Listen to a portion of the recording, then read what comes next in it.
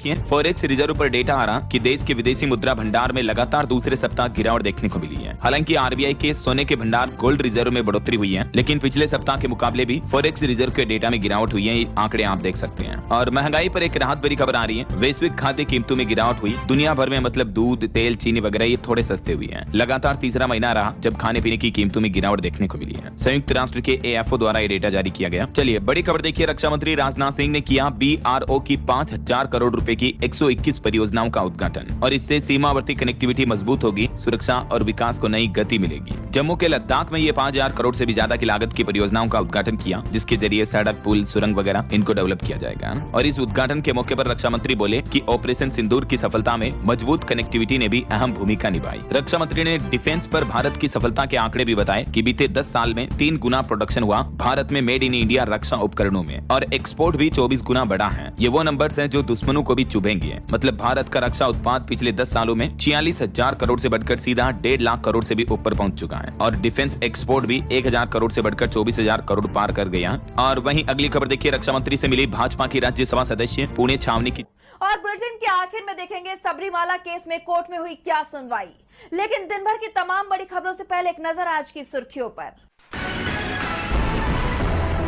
CM Hemant पर गरजे कांग्रेस अध्यक्ष मल्लिकार्जुन खड़गे। कहा, असम को भ्रष्ट और अहंकारी सीएम नहीं चाहिए। राज्य में 9 अप्रैल को होनी है वोटिंग। एनसीईआरटी विवाद में आरोपी प्रोफेसर पहुंचे सुप्रीम कोर्ट। सीजे सूर्यकांत की पीठ के सामने दी दलील। अध्याय लिखने की प्रक्रिया सामूहिक थी, किसी व्यक्ति का नहीं है एकाधिकार। दिल्ली विधानसभा सुरक्षा चूक मामला। 30 हजारी कोर्ट ने आरोपी सरबजीत को 8 दिन की पुलिस हिरासत में भेजा। दिल्ली पुलिस की पूछताछ जारी। घातक विस्फोट के बाद मणिपुर में भड़की हिंसा। प्रशासन ने लगाया कर्फ्यू, इंटरनेट किया बंद। और शेयर बाजार में तेजी। 509 अंकों की बढ़त के साथ 74,616 पर बंद हुआ सेंसेक्स। वहीं 155 अंकों की बढ़त के साथ 23,123 पर बंद हुआ निफ्टी। ये तो थी सुर्खियां। अब बात आज की सबसे बड़ी खबर की। अमेरिका ने ईरान को रात तक का वक्त दिया था। ट्रंप ने धमकी दी थी कि ईरान ने समझौता नहीं किया तो सब कुछ तबाह कर दिया जाएगा। वहीं ईरान ने भी पलटवार करते हुए कहा है कि सरेंडर तो अमेरिका को करना होगा। ट्रंप ने जो समय सीमा दी थी उससे पहले ही अमेरिका और इजराइल ने ईरान पर। आज पीएम मोदी 2 दिन की यात्रा पर ब्रुनेई पहुंचे। पीएम मोदी ब्रुनेई के किंग के निमंत्रण पर वहां गए। पीएम मोदी को रिसीव करने के लिए ब्रुनेई के किंग ने अपने बेटे और क्राउन प्रिंस को एयरपोर्ट पर भेजा, जिन्होंने पीएम मोदी का रेड कारपेट वेलकम किया और उन्हें गार्ड ऑफ ऑनर दिया। आपको जानकर हैरानी होगी कि पीएम मोदी पहले ऐसे भारतीय प्रधानमंत्री हैं जो ब्रुनेई गए हैं। इससे पहले कोई प्रधानमंत्री भारत का गया ही नहीं ब्रुनेई। अब से कुछ ही देर में पीएम मोदी और ब्रुनेई के किंग की मुलाकात होने वाली है।